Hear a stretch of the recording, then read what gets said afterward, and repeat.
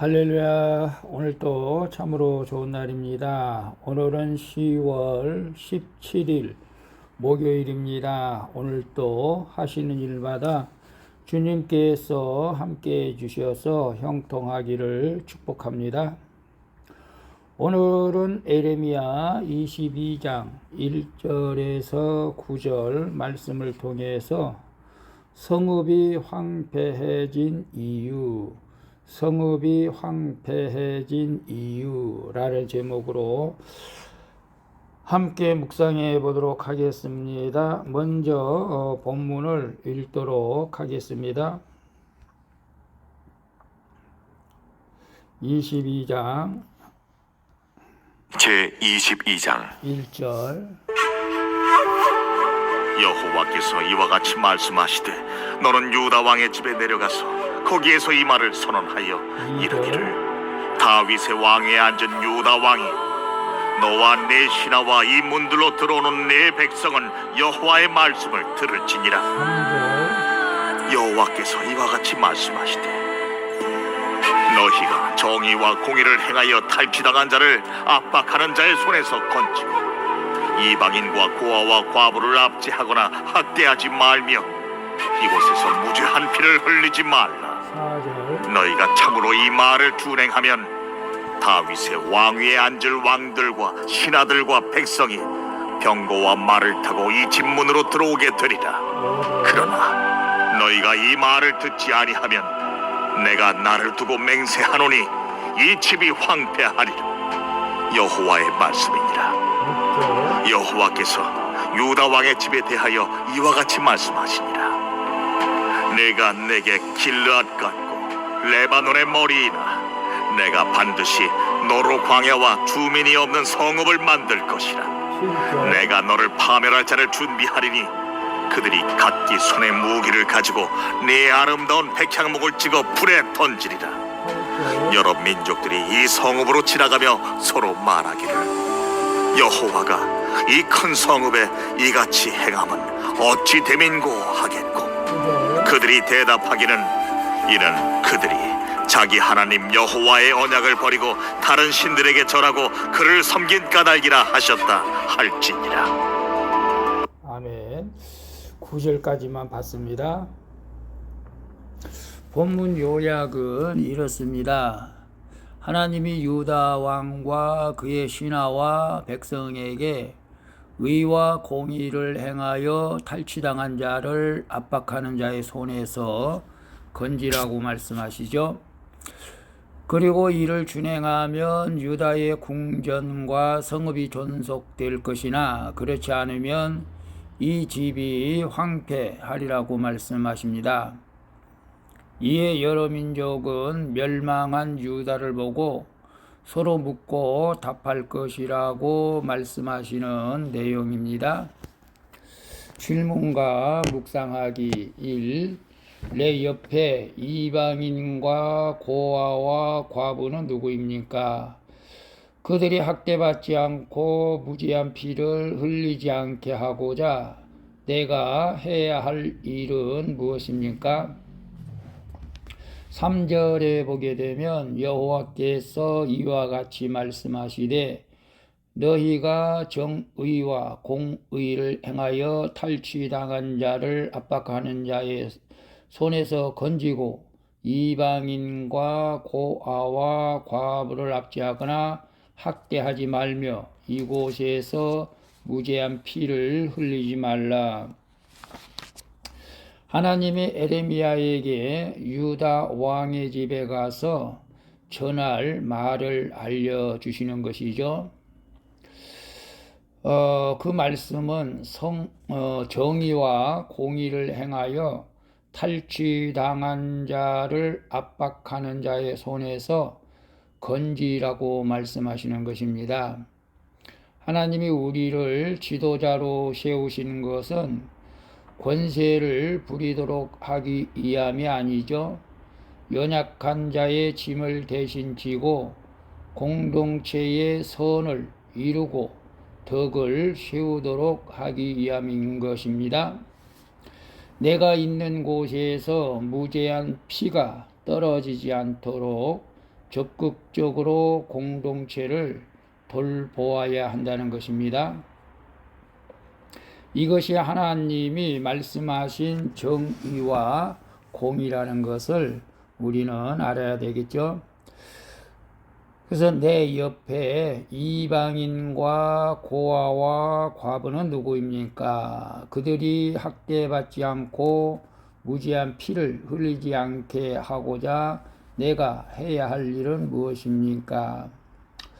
과거 구약 시대도 예수님 시대에서도 그랬지만은 이방인들 즉 이스라엘 백성이 아닌 다른 민족들 그리고 고아, 과부 이런 사람들을 푸대접 했었던 것이죠. 좀 더 심하게 말하면 사람 취급을 안 했던 것입니다. 그러나 오늘날은 그렇지 않죠. 오늘은 이제 열방에 우리가 선교하는데 우리나라도 많은 민족들이 와서 살고 있죠.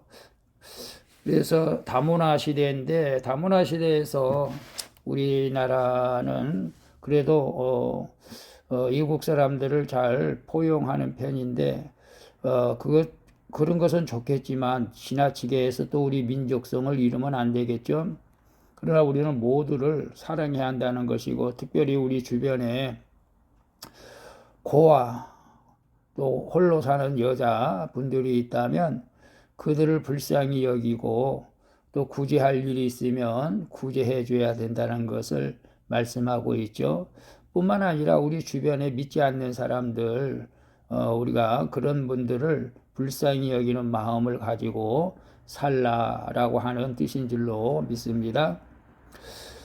2번 봅니다. 하나님이 아닌 다른 것을 선택하여 고난당한 적이 있습니까? 오늘 내가 하나님 말씀 앞에서 선택해야 할 문제는 무엇입니까? 4절 5절 보게 되면 너희가 참으로 이 말을 준행하면 다윗의 왕위에 앉을 왕들과 신하들과 백성이 병거와 말을 타고 이 집 문으로 들어오게 되리라. 5절 그러나 너희가 이 말을 듣지 아니하면 내가 나를 두고 맹세하노니 이 집이 황폐하리라. 여호와의 말씀이니라 라고 말씀하고 있죠.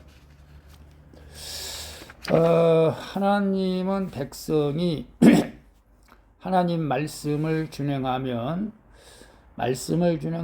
무너져가는 나라를 온전히 회복시켜 주겠다고 하시죠. 그러나 하나님의 말씀을 듣지 않으면 예루살렘을 황폐하게 하셔서 주민이 없는 죽음의 도시가 될 거라고 말씀하십니다. 하지만 이런 말씀을 듣고도 유다 백성은 정욕을 따르고 우상을 섬기는 죄를 범하게 됩니다. 소돔과 고모라 성이 망한 이유가 의인 10명이 없어서 망했는데 결국 그보다 더 심한 예루살렘은 의인이 하나도 없다는 것이죠.